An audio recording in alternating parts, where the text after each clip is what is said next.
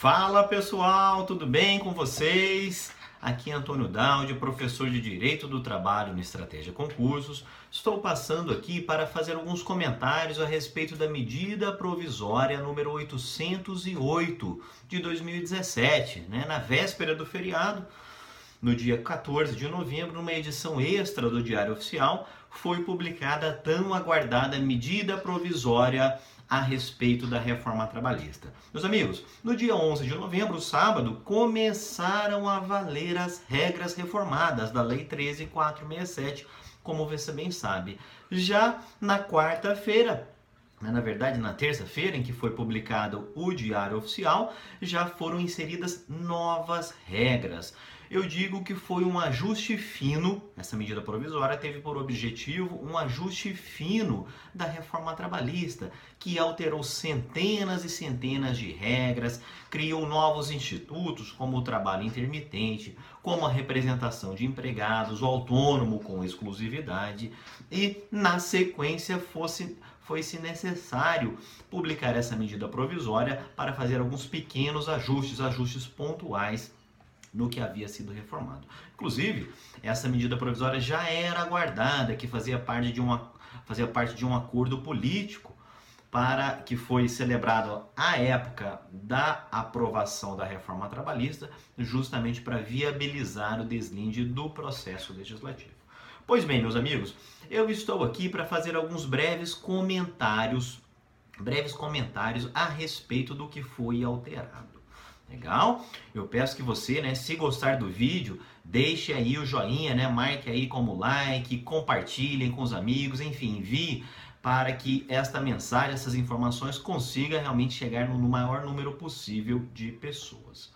Legal? Bom, meus amigos, o primeiro ponto, antes de mais nada, eu dividi aqui o nosso vídeo em 9 partes, em 9 tópicos que eu considero mais importantes da medida provisória 808. O primeiro deles diz respeito a partir de quando, em relação a quais contratos de trabalho as regras da reforma trabalhista começam a valer. Havia uma discussão, muitos entendiam que as regras da Lei 13.467 somente entrariam em vigor, somente seriam aplicadas para contratos de trabalho celebrados após o início de sua vigência. Isso falando em termos de direito material do trabalho.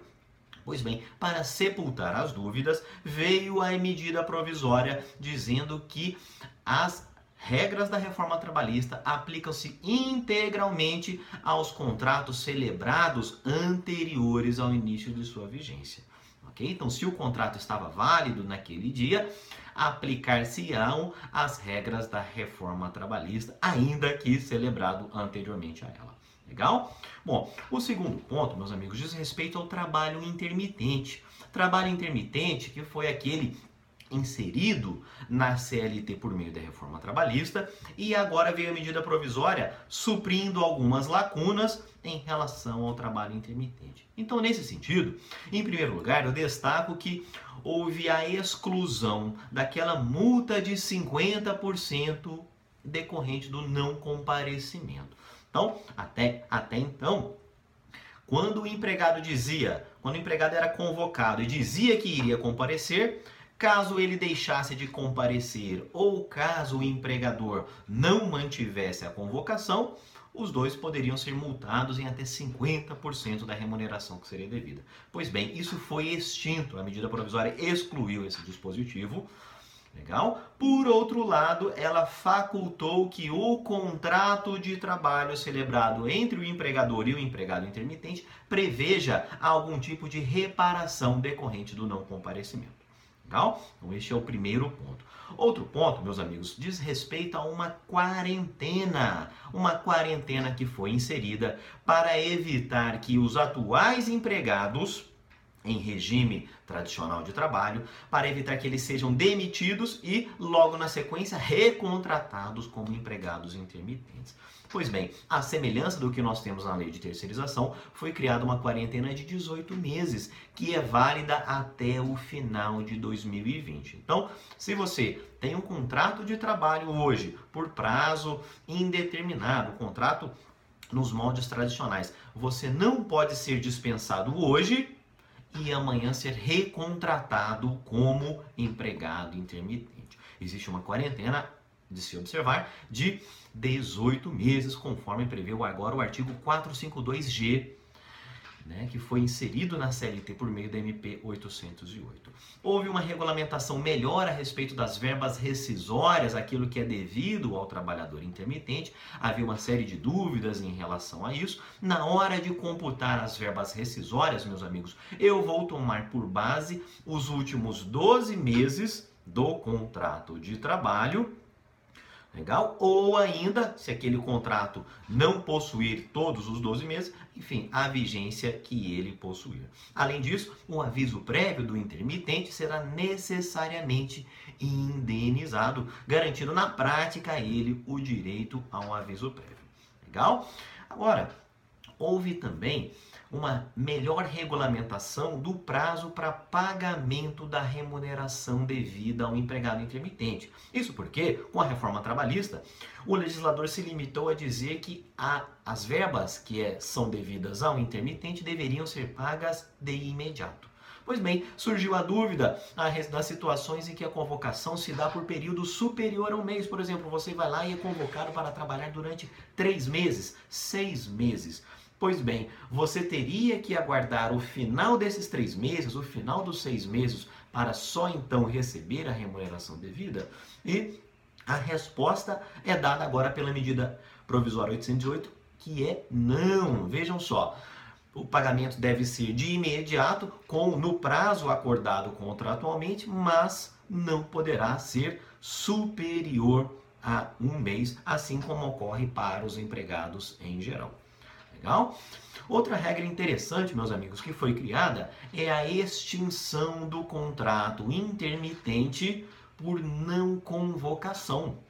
Então, aquele empregador que foi lá, contratou 50 empregados e somente convoca 20 deles, se esses 30 empregados intermitentes ficarem sem convocação por um ano, ok? Por um ano, aqueles contratos são considerados rescindidos de pleno direito. É a extinção do contrato de trabalho por não convocação do intermitente.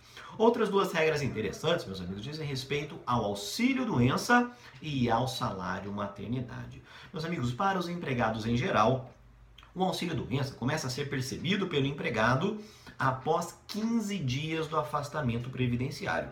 É a regra que consta da Lei 8.213. Para o intermitente, meus amigos, aqui não. O auxílio-doença será devido a ele a partir do início da incapacidade. Então, o contrato de trabalho do empregado intermitente, ele é suspenso desde o primeiro dia do afastamento previdenciário, quando ele irá perceber o auxílio-doença. Legal? Em relação ao salário-maternidade, para não deixar quaisquer dúvidas, a empregada intermitente que engravida e dá à luz a um filho, ou mesmo adota uma criança, ela tem sim direito a salário-maternidade. E vejam só, neste caso, a forma de se operacionalizar o salário-maternidade é um pouquinho diferente. Para as empregadas intermitentes, quem vai efetivamente, entregar a quantia mensal a essas empregadas é a Previdência Social. Então, por isso que a medida provisória está falando que esses valores serão pagos diretamente pelo Instituto Nacional do Seguro Social. Legal? Bom, um terceiro ponto, meus amigos, diz respeito à jornada de trabalho de 12/36, a escala 12/36. O que aconteceu? Com a reforma trabalhista, o legislador flexibilizou totalmente, dizendo que esta jornada 12/36 poderia ser estabelecida tanto por acordo coletivo ou convenção coletiva, como já vinha entendendo o TST, mas previu também o estabelecimento por meio de simples acordo individual escrito. Isso foi muito questionado, isso foi muito criticado, foi duramente criticado, e veio a medida provisória dizendo que, regra geral, jornada 12/36, somente por meio de acordo ou convenção coletiva. A única exceção em que se permite A estipulação, por meio de acordo individual escrito, diz respeito aos profissionais da área de saúde. Então, se você é médico contratado CLT, enfermeira contratado, técnico em enfermagem, aí sim a medida provisória está autorizando a manutenção, né? Está mantendo essa possibilidade de fixação, de estabelecimento da escala 12/36 por meio de simples acordo individual escrito. Permanece, meus amigos, por outro lado, aquela situação em que a remuneração mensal do empregado em escala 12/36, né, a previsão é que ela já engloba eventuais feriados trabalhados e também prorrogações do período noturno trabalhado, algo que é criticado porque seria uma forma de se caracterizar um salário compressivo, mas isso não foi alterado agora com a medida provisória. Legal? Bom, um outro aspecto que também vinha sendo bastante criticado, que foi novamente alterado agora pela medida provisória, diz respeito à prorrogação de jornada de trabalho em atividades insalubres. O que aconteceu? A reforma trabalhista veio autorizando que norma coletiva dispensasse a inspeção prévia do Ministério do Trabalho para a prorrogação, para aumento da jornada em atividades e operações insalubres. Pois bem, agora veio a reforma, na verdade, a alteração da medida provisória e, de certa forma, inseriu como condição para a prorrogação desse tipo de jornada que sejam obedecidas necessariamente as condições, as regras de saúde, segurança, medicina do trabalho previstas ou em lei ou em norma regulamentadora. Então, para que os sindicatos prevejam com as empresas ou os sindicatos patronais um aumento, uma prorrogação de jornada em atividade insalubre, é necessário se garantir que todas essas regras de segurança e medicina do trabalho, previstas em lei ou em normas regulamentadoras, sejam obedecidas. Inclusive, o texto da medida provisória facultou a contratação de perícia para atestar esse cumprimento por parte das empresas. Então, diminuiu-se, diria que foi diminuído o problema, né, já que de uma forma ou outra há que se cotejar a situação concreta com o efetivo cumprimento das normas de segurança e saúde do trabalho para que seja possível a prorrogação de jornada em atividades insalubres. Outro ponto, meus amigos, o quinto ponto que eu gostaria de destacar diz respeito ao autônomo. Não sei se vocês se lembram, mas com a reforma trabalhista foi inserido o artigo 442B na CLT, que autorizava a contratação de autônomo, inclusive com exclusividade. Pois bem, meus amigos, isso também foi um ponto duramente criticado, já que abriria margem para uma série de fraudes com vistas a burlar a legislação trabalhista. E agora, com uma forma de contemporizar esta contratação do autônomo exclusivo, a medida provisória proibiu que o contrato com o autônomo, o contrato que é celebrado entre o tomador de serviços e o trabalhador autônomo, proibiu que ele contivesse uma cláusula de exclusividade. Então, aquela cláusula que diz, olha, fulano de tal somente poderá trabalhar, prestar serviços para este tomador. Isso é proibido agora com a medida provisória. Por outro lado, meus amigos, a medida provisória deixou bem claro que, apesar de se proibir a exclusividade contratual, ela permite na prática que um determinado trabalhador autônomo preste serviços a apenas um empregador. Legal? Então, se você é autônomo, o que não pode é você ter no seu contrato de prestação de serviço, que você é um prestador exclusivo daquele tomador. Por outro lado, se na prática você trabalha somente para aquele tomador, aí não haveria qualquer problema. E aquela relação somente seria caracterizada uma relação de emprego, caso previstos aqueles elementos nos artigos 2º e 3º da CLT, em especial a subordinação. Legal? Então essa foi a pequena alteração que houve em relação à contratação do autônomo. Meus amigos, um outro ponto significativamente alterado foi o artigo 457 da CLT, que dispõe regras importantes sobre salário e remuneração. Meus amigos, foram inseridos diversos novos parágrafos e alterados alguns que já estavam presentes no artigo 457. Em primeiro lugar, foi previsto lá no parágrafo 1º do artigo 457 que, assim como as gratificações legais mencionadas na reforma trabalhista, as gratificações de função fazem parte do salário, elas integram o salário. Esse é um ponto que havia ficado faltando. Então, se você, por exemplo, assumiu aí um cargo de gestão, uma função de confiança na sua empresa, você se tornou supervisor de produção e passou a receber uma gratificação pelo exercício dessa função, essa gratificação também faz parte do complexo salarial. Então, apenas para deixar claro este ponto. Mas vejam que as gratificações ajustadas que estavam presentes no texto antes da reforma trabalhista, elas continuam não aparecendo, não figurando no parágrafo 1º do 457. Legal? Outros dois pontos importantes, meus amigos, dizem respeito à ajuda de custo e aos prêmios. A ajuda de custo, meus amigos, ela foi inserida no parágrafo 2º do artigo 457 por meio da reforma trabalhista, dizendo que as importâncias, ainda que habituais, pagas a título de ajuda de custo, não integravam a remuneração.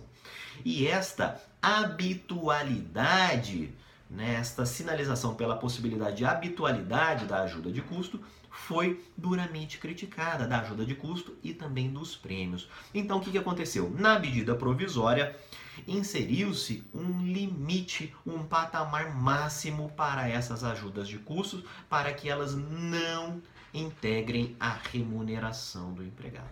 A partir de agora, somente deixam de integrar a remuneração do empregado a ajuda de custo, que é limitada a 50% da remuneração mensal. Portanto, metade, posso pagar a título de ajuda de custo até metade da remuneração do empregado, e isso não vai gerar reflexo em outras parcelas.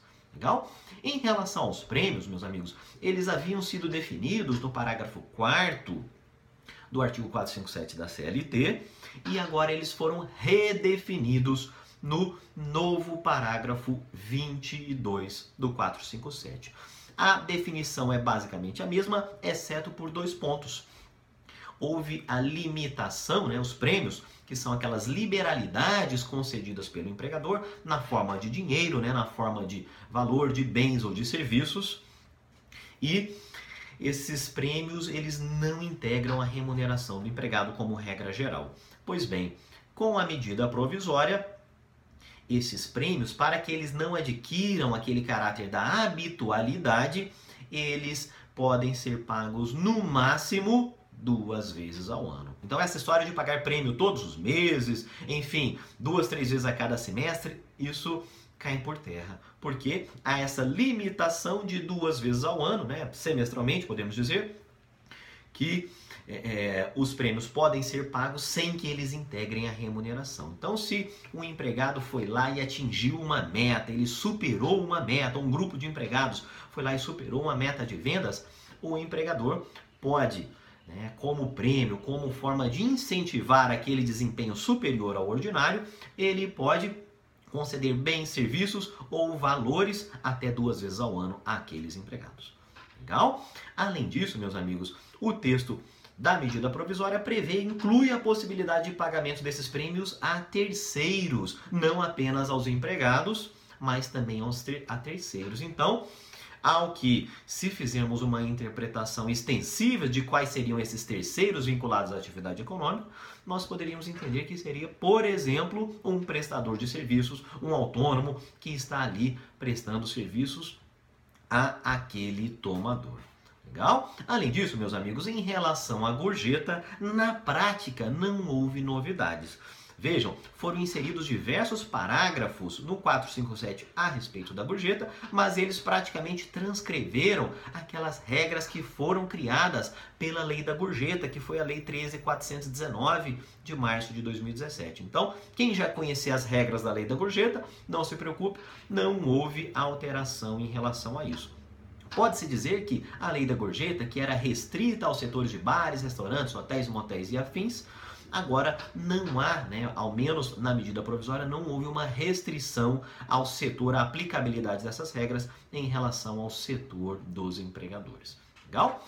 Meus amigos, outro ponto que havia sido bastante criticado com a reforma trabalhista é o trabalho de gestantes e lactantes em atividades insalubres. Até então, antes da reforma trabalhista, se era gestante, se era lactante, necessariamente seria afastada e afastada automaticamente daquelas atividades, qualquer que fosse o grau da insalubridade. Pois bem, meus amigos, a reforma trabalhista veio e temperou tudo isso aí, flexibilizou bastante, em especial para a lactante, permitindo que elas trabalhassem, na verdade, dizendo que, salvo uma recomendação médica, elas não seriam automaticamente afastadas. Isso foi muito criticado e a medida provisória veio novamente a alterar todo esse regramento. Pois bem, para as gestantes, há duas situações. A gestante que elabora insalubridade em grau máximo, ela continua sendo afastada automaticamente e ela não pode trabalhar naquela atividade. Então, gestante e insalubridade em grau máximo não combina. Agora, se for gestante, insalubridade em grau médio ou mínimo, aí a mudança que houve é que ela será afastada automaticamente, a não ser que ela voluntariamente traga uma recomendação médica, uma autorização médica para continuar prestando serviços naquele ambiente. Então, percebam que o que houve é houve uma inversão na presunção quanto ao trabalho da gestante em atividades insalubres. Antes da medida provisória, a gestante em atividade em insalubridade média e mínima, ela não seria afastada, salvo se trouxesse essa recomendação médica do seu médico de confiança. Agora, meus amigos, é o contrário. Ela é afastada automaticamente, a não ser que ela traga uma liberação médica. Outro ponto alterado, que justamente para fazer contraponto a essa alteração, é que agora a gestante que é afastada ou a lactante que é afastada, ela deixa de perceber o adicional de insalubridade, que é um salário-condição, uma parcela de salário-condição. A reforma trabalhista dizia que mesmo afastada, ela continuava a perceber aquele adicional. Legal? A medida provisória excluiu esse direito, tornando de fato, assegurando aquela parcela, todo esse contorno de salário-condição. Legal? Meus amigos, um penúltimo ponto que eu gostaria de destacar diz respeito aos danos morais. O que aconteceu? A reforma trabalhista regulamentou, previu no próprio texto seletista diversas regras a respeito do dano moral, inclusive aquilo que foi chamado do tabelamento do dano moral. Agora, o que houve foi a ampliação dos bens jurídicos que são tutelados como que podem gerar e ensejar esse dano extra patrimonial, a bem dizer o dano moral. Então foram inseridos, nessa tentativa de se criar um rol taxativo de bens jurídicos tutelados, o presidente da República inseriu alguns outros bens que são tutelados ao trabalhador, como que podem ensejar um dano extra patrimonial. E um segundo ponto alterado é que aquela tabela para cálculo da indenização por danos morais, ela deixa de considerar o último salário contratual do ofendido e passa a tomar como base de cálculo, como parâmetro, o teto do regime geral da Previdência Social, o limite máximo do RGPS, que atualmente é em torno de R$ 5.500. Então, a partir da medida provisória, a base para fixação do dano moral não é mais o salário contratual do ofendido, algo que vinha sendo muito criticado, e passou a ser o regime, o teto do regime do INSS. Legal? Bom, além disso, houve a definição do que é considerado uma ofensa idêntica, a reincidência à ofensa idêntica, aquilo que pode muitas vezes aumentar o valor da indenização e também, mais importante, excluiu-se deste cálculo que é feito tomando por base as regras da CLT, as situações em que há morte do trabalhador. Então, dano extrapatrimonial decorrente de morte não segue os parâmetros contidos no artigo 223G da CLT. Legal?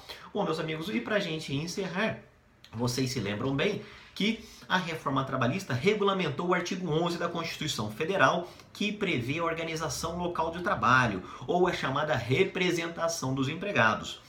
Pois bem, aquelas comissões de entendimento direto, que foram novidades, foram criadas pela reforma trabalhista em julho desse ano, agora a medida provisória veio e deixou claro que as atribuições desta comissão de entendimento direto, que visa a representação dos empregados, elas não se confundem com as atribuições sindicais.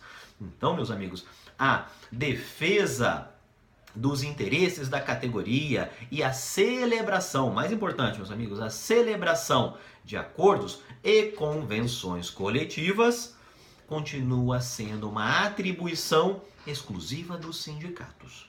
Ok? Esta comissão, como já vinha entendendo toda a jurisprudência, essa comissão de entendimento direto, ela não pode fazer negociação coletiva, como regra geral, com o empregador. Legal? A negociação coletiva, acordo e convenções coletivas, é a atribuição sindical na qual não pode se substituir, não pode se imiscuir a comissão de entendimento direto.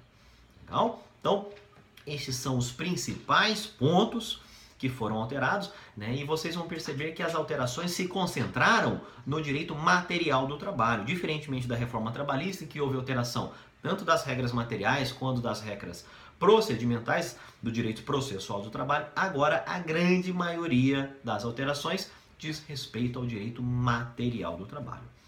Legal? Bom, é isso. Nós vamos encerrar por aqui. Espero que tenham gostado. Deixem aí o seu joinha, curtam, compartilhem para que esta mensagem, essa atualização foi promovida pela MP 808, consiga realmente chegar à casa, aos lares de muitos estudiosos. Um grande abraço a todos e até a próxima!